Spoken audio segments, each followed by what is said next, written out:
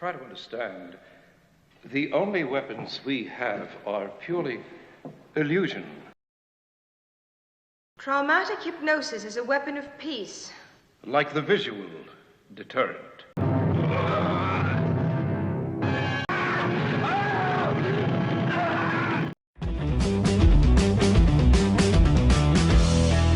Welcome to another show. I will review the IDW Boom crossover event this week for Star Trek meets Planet of the Apes. The Primate Directive was released between December 2014 and April 2015. The series was written by brothers Scott and David Tipton, and the artwork is by Rachel Stott, her debut work. It brings elements and characters from the original Star Trek and Planet of the Apes films. It features the iconic Captain James T. Kirk seeking to prevent the Klingon from installing a puppet gorilla government on the planet, which requires them to work with various Apes characters such as George Taylor, Cornelius, and Zira. IDW approached the Tipton brothers to write the series after their work on the crossover miniseries Star Trek: The Next Generation Doctor Who Assimilation Superscript 2. Stott's artwork included the likeness of Charlton Heston, which was allowed after an agreement between IDW and the Heston estate. The first issue, released on December 31st, 2014, saw sales of over 53,000. Those sales figures would subsequently drop. However, critics have received the series positively and praised Stott's artwork and how the two franchises interacted. Sulu and Uhura discover the Klingon have been seeking to expand into another universe using a gateway built of advanced technology to get around an Organian-enforced peace treaty. The USS Enterprise approaches and engages two Klingon vessels before pursuing one through a portal to the other universe. They arrive in orbit of Earth, albeit one whose history has diverged. Captain James T. Kirk leads an away team to the surface, where they see the Klingon Corps providing the guerrillas with rifles. They are detected and flee. Corps promises to deal with the interlopers while the Starfleet team returns to the ship. They discuss the situation and decide to stop the Klingon. Returning to the surface near the Statue of Liberty, they follow human tracks to a cove. When I first heard they would attempt this crossover, I didn't know how they could pull it off. After all, they have very different views of Earth's future, but they did an excellent job combining the two universes without seeming too cheesy. I found a few things to be far-fetched, such as Taylor wanting to stay on the planet when he had a way off and could find himself in an alternate Earth where things hadn't gone to the apes. But of course, he had to be around for Beneath the Planet of the Apes, so he had to wait to return with Kirk and the crew.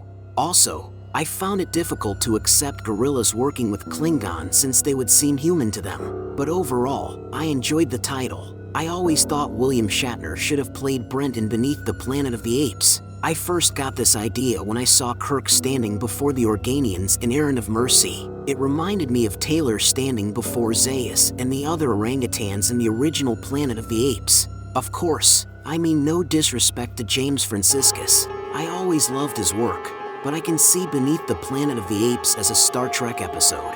So, IDW and Boom fulfilled my desire to see these two worlds collide.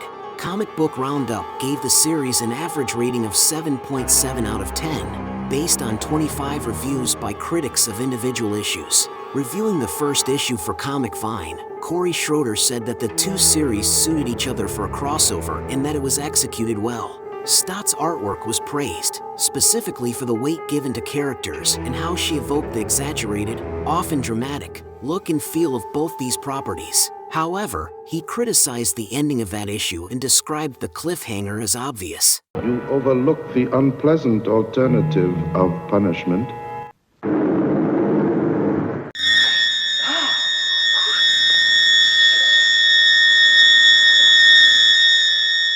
Joel Harley reviewed the first issue for Starburst magazine, rating it 7 out of 10, saying that the combination of the two properties felt natural and that the plot read like a missing episode of the original series. He described it as a storming read with some great artwork, writing, and action to be had.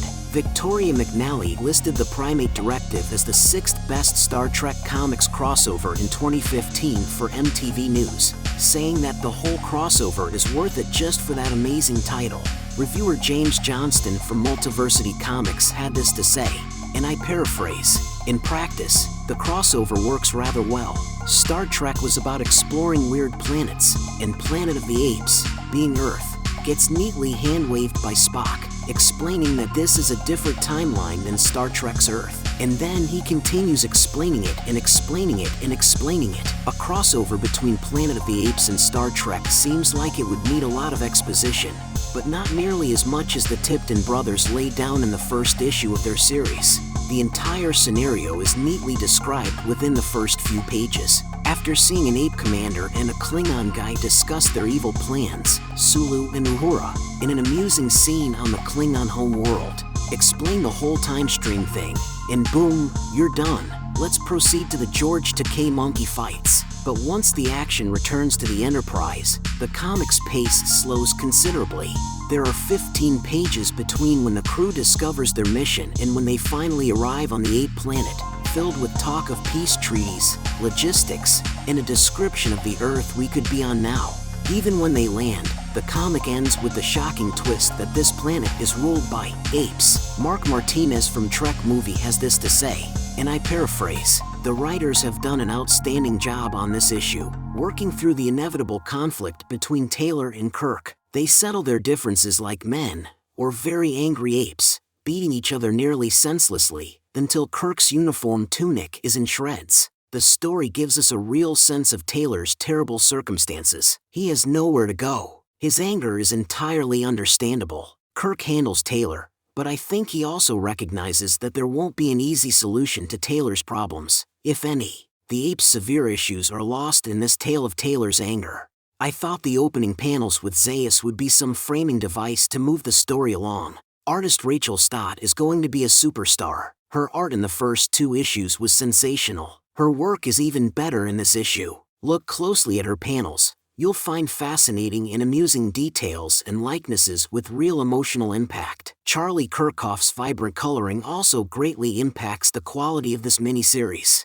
That was our show for today. What did you think? Were you a bigger fan of Star Trek or Planet of the Apes? Did you think the crossover worked, or did you find it cheesy? Let me know in the comments section below. While you're at it, I'd be honored if you subscribe to my channel. Click the little bell to stay informed and check out my Carl Vincent Vampire Hunter franchise also in the comments section. Until next time, this is Axelin for Kevin Given saying live long and prosper, may the force be with you and keep reaching for the stars.